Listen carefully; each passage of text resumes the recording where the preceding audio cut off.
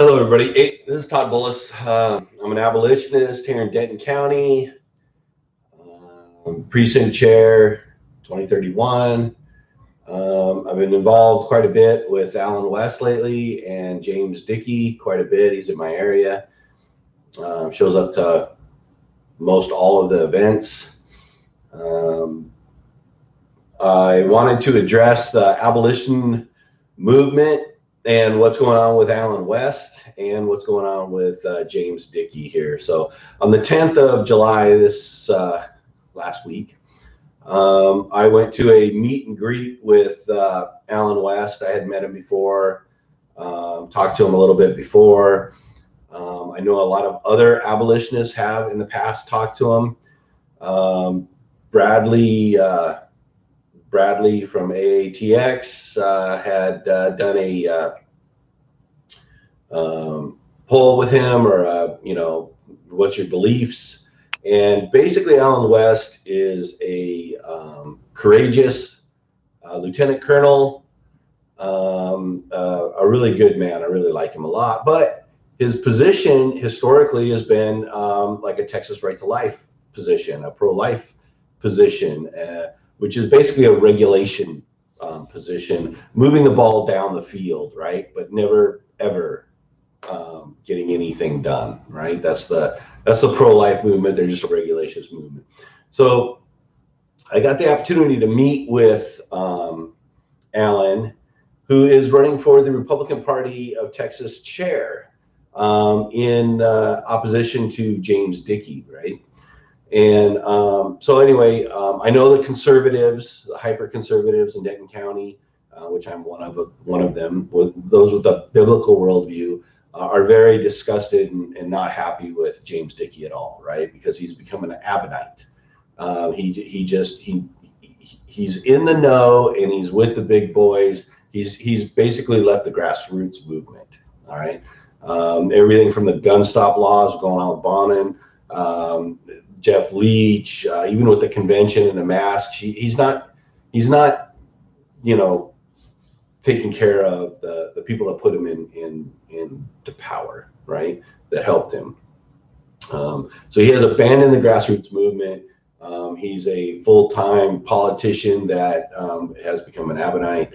But the one thing that he did do last session was that he did sign on to support HB 896, which would be the bill to make abortion illegal. But in my opinion, he has done nothing substantial to help us, right? To promote it, to do anything. Like, he's basically silent. As far as I know, I could be wrong, but that's just what I hear. So Alan West, he's just a pro-lifer, right? But I got to spend some time with him and I explained abolition to him. And he's like, yeah, I know your movement. I know what you guys do, blah, blah, blah, right?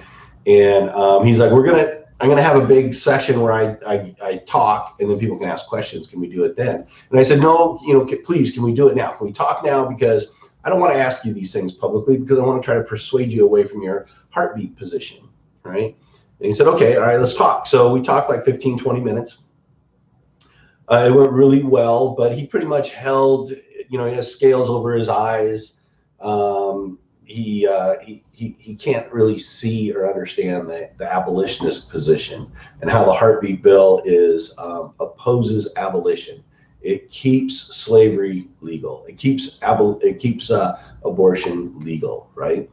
And based on the way they've been doing things the last 44 years, Texas Right to Life and other pro-life organizations will just continue down this road of regulation and not saving any, really, at all, period. Just continuing abortion. So afterwards, after I got done talking to him, then he gave a speech. Somebody asked him, hey, would you support a heartbeat bill? And he said, yes. And I rose my hand and I said, okay, would you support a abolition bill to make abortion illegal? And he said, I will follow the Republican plank. Which the Republican plank is that abortion's illegal already, right? We just have cowards like Abbott who, cowtail down to the Supreme Court. So I said, well, would you oppose an abolition bill? And he's like, I will follow the Republican plank, which I believe is just a sidestep of the question. So anyway, we argued publicly, and it kind of got a little bit heated, not bad, but a little bit. And afterwards, people came up to me and said, "Wait, I don't understand your position," right? So I got to explain abolition to them.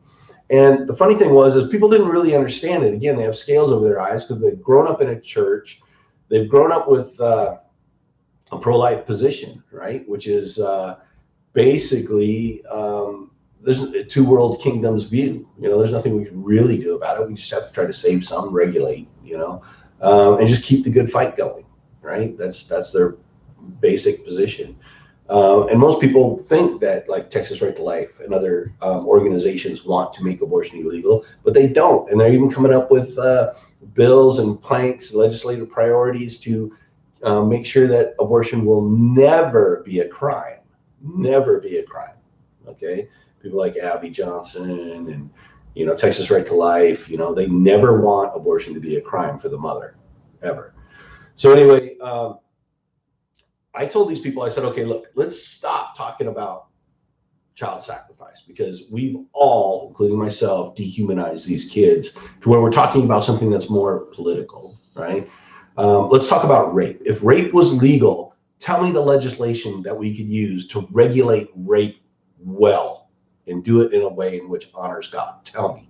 Would a guy like Alan West say, hey, we need to have a, once the kid is 5 years old, he can't rape him? Or if he's under 5 years old, we won't rape him. Would he come up with a bill like that? Would he save, at least the ones that are under 5? No, it's wicked, right? A wicked man would do that. Or would we say, well, you can only rape, if it was, in a safe environment, like you have to take him in a building to rape him. Would Alan West do that? No, he wouldn't do that. What Christians wouldn't do that, right? You don't regulate rape. You don't regulate slavery. You don't regulate child sacrifice. Why? Why don't we do it? Because it does not honor God. Because we have a moral responsibility, right, before God, to bring justice and mercy to the land and to walk humbly with our God.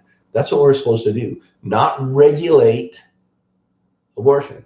Then the other thing that Alan West and the public brought up was that abolitionists want it all or nothing, right? They think incremental steps are wrong or bad.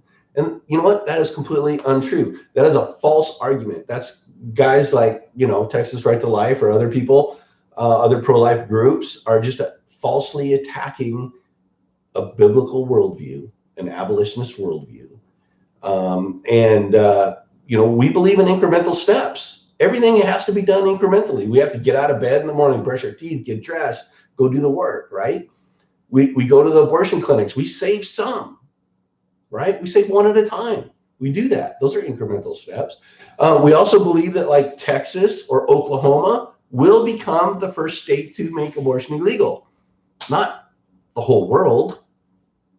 It will incrementally happen. We call for immediate abolition, but we know it happens incrementally. Now, here's what the abolitionist movement is against, 100% against.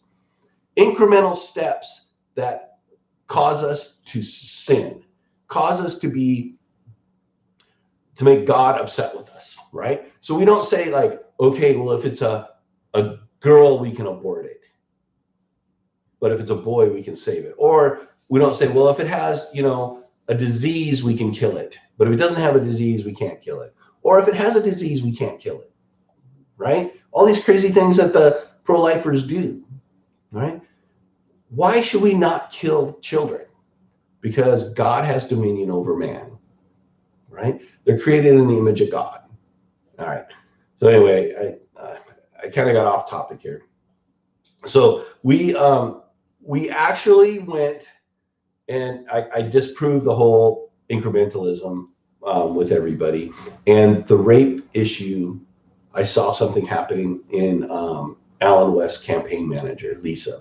She actually stopped, and I could tell she got it. She understood it. In fact, she told me, she goes, wow, I get it.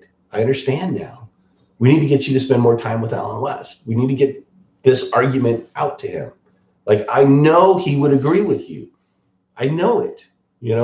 He just needs some time to understand it. And so anyway, she tried to, find some time where I could meet with him again, and she couldn't. So I told her, I said, you have to do it. You have to talk to him. You have to convince him, get him to support an abolitionist bill. So a couple of days later, she came back with that meme and said, Todd, I did it. Here's the meme. I talked to him. He'll support an abolitionist bill. I'm like, great. So then she puts it out. Everybody sees it. A lot of skeptics, because they've dealt with Alan West in the past, and he's been a heartbeat guy, right? But he has courage, right? This man has courage. If Dickey comes out and says, hey, I'm going to support an abolitionist bill, and I supported the last one, all right? If he says that, and Alan West says, hey, I'm a Texas Right to Life guy. I support the plank. I support what Texas Right to Life is doing, a heartbeat bill. Well, guess what? Texas Right to Life doesn't want Dickey to win. They want Dickey to, or they want Alan West to win, right? Because he's not going to push for abolition. And Alan West knows this, but he goes ahead and he does it anyway because he has the courage to do it, to stand up for what he's saying is what he believes is right and true, right? Now, he may not be a full boat abolitionist at this point, because you can tell an abolitionist because they'll speak out against the pro-life movement. They'll speak out against Texas Right to Life, right? They'll say that's a bad strategy. That's a strategy we've been using forever, and it never helps. It always gets struck down by the courts, and you shouldn't listen to the courts, right? So anyway, I'm encouraged by Alan West, and here's my recommendation for people in the abolitionist movement here in Texas. Listen to Bradley and Wesley, right? Listen to them, because they are highly invested in this movement in Texas, and they are good guys, right? Now, I don't always agree with them, and I'll call them out on it, and I'll privately, and I'll call them out on it publicly. And, we may not always be like the best of buddies, but they're good guys, man. And I really like the work that they're doing. I don't like all the work that they're doing, but that's, another video. So listen to those guys. And if they say to vote for one guy or the other, that's what I would do if I was you guys, unless your conscience tells you otherwise. And for me, I cannot vote for James Dickey. All right. I just can't do it. I can vote for Alan West, right? But I have to vote my conscience. Bradley said, do your research. And I did way more than my research. I actually got hyper involved. And so I'm voting for Alan West. Vote your conscience. If you haven't done the research, if you don't know, if you're not sure, do what Alan or do what Bradley and Wesley say.